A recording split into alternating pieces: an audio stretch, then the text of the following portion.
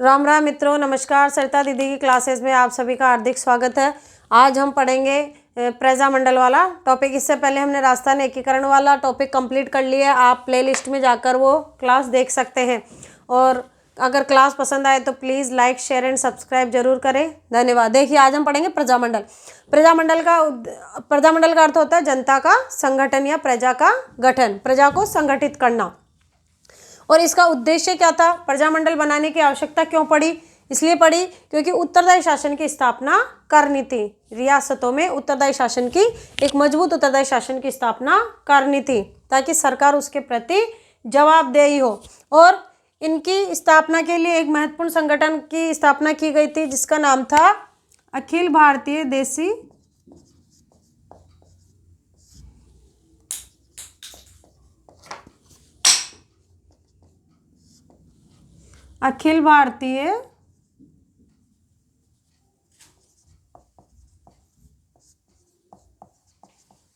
देशी राज्य लोक परिषद।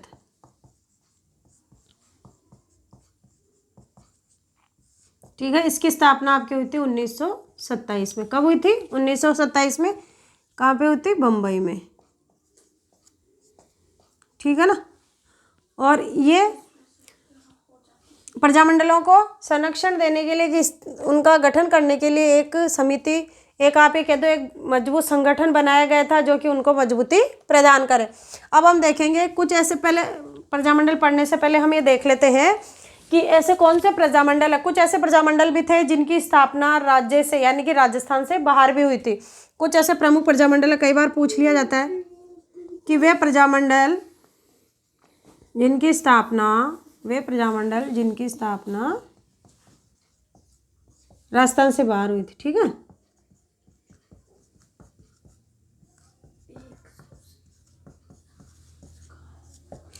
वे प्रजामंडल जिनकी स्थापना राजस्थान से बाहर हुई थी, वह कौन कौन से थे? एक तो आपके था बीकानेर। कौन सा था? बीकानेर, जिसकी स्थापना आपकी हुई थी कलकत्ता में। कहाँ पे हुई थी? कलकत्ता में, ध्यान रखेंगे। दूसरा आपके थे भरतपुर। दूसरा कौन सा था? भरतपुर, जिसकी स्थापना आपकी हुई थी रेवाड़ी, हरियाणा में। कहाँ पे हुई थी? रेवाड़ी, जो कि आपके कहाँ पड़ता है? हरियाणा में। ठीक है। अगला आपके था सिरोही।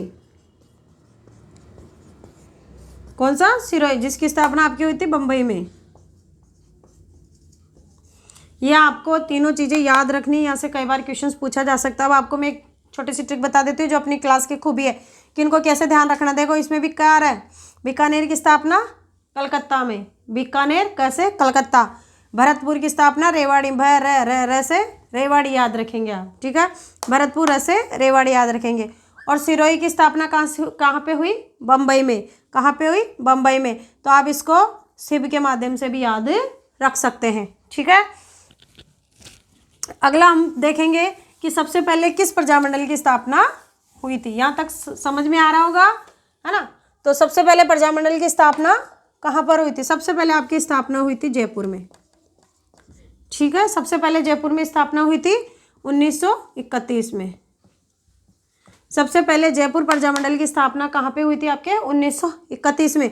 और स्थापना किसने की थी? कपूरचंद पाटनी ने। कपूरचंद पाटनी ने। ठीक है, कपूरचंद पाटनी।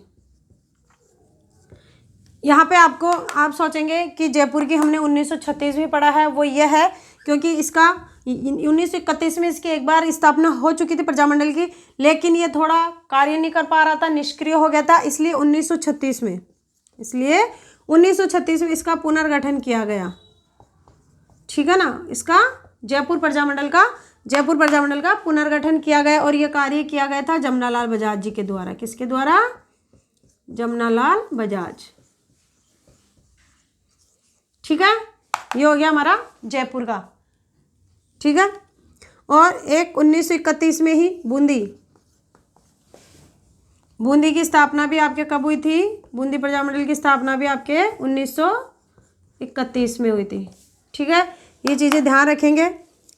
सबसे बड़ी बात है कि कांग्रेस ने प्रजामंडलों को कब अपना संरक्षण प्रदान किया?